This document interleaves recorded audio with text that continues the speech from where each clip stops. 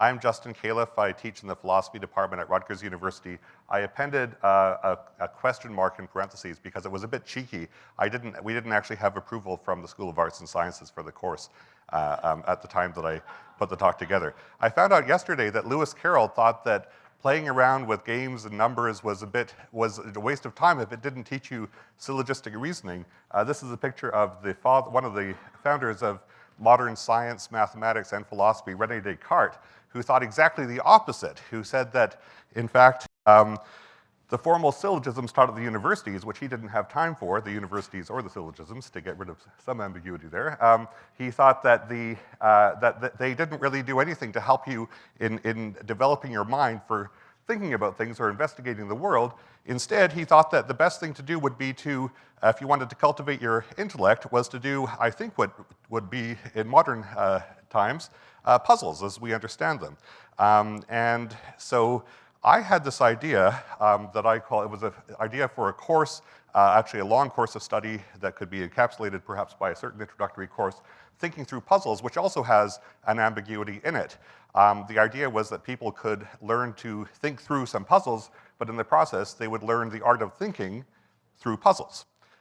So this is an idea that I proposed at Rutgers at first as a interdisciplinary honors seminar in the honors program. It took me, after I had the idea, I spent 12 years joining as many puzzling organizations as I could, learning as much as I could about different kinds of puzzles. You see that the syllabus here goes through riddles, cryptograms, retrograde analysis, chess problems, every kind of puzzle that I could ever find. I think they all teach us different things. And the idea was not to prepare you for learning math or some science or anything. It was just to learn to cultivate your intellect through puzzles. The thinking through puzzles was an end in itself. And you can see here some of the students in that course the first time that I offered it.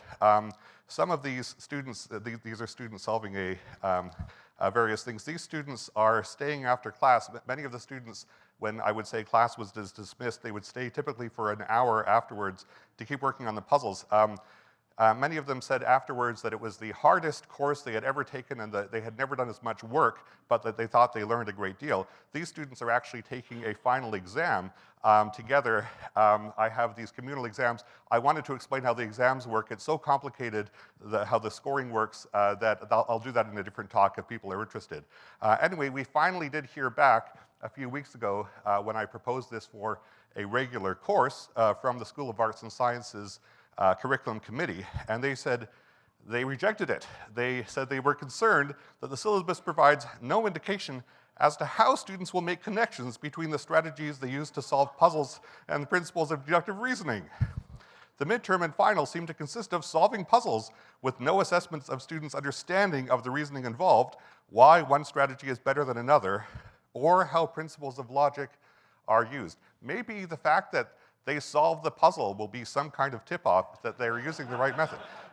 Anyway, I found this dispiriting. I don't mind adversity, but sometimes idiocy is harder to deal with. But this person here, Ted Jin, a former student of mine, had his heart set on taking this course. And I mentioned him because he's quite a remarkable person. I really think he's going somewhere. You'll probably hear about him someday. He continued to come to me and say, can I just learn, he wanted to take this course somehow, and I just gave him puzzles to solve. He would send me pictures from home.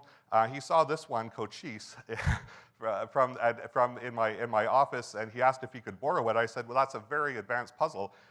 He gave it to me. He gave it back to me, and he said he spent 50 hours on it.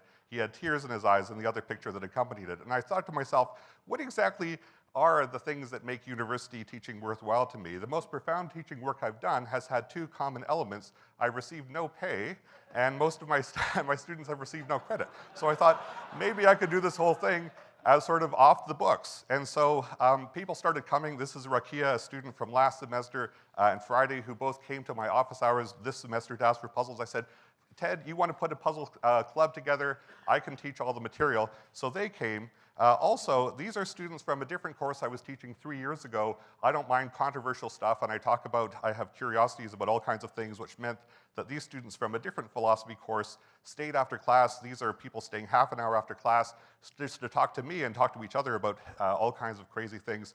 Over the summer, a couple of years ago, some of them said, I'm missing these discussions. So I said, I'm going out to the park if anybody wants to come. And thus was born the so-called Honest Opinions Club, which continues on to this day. I don't know, the grades have been in for a couple of years, but they're coming out a couple nights a week for 3 or 4 hours.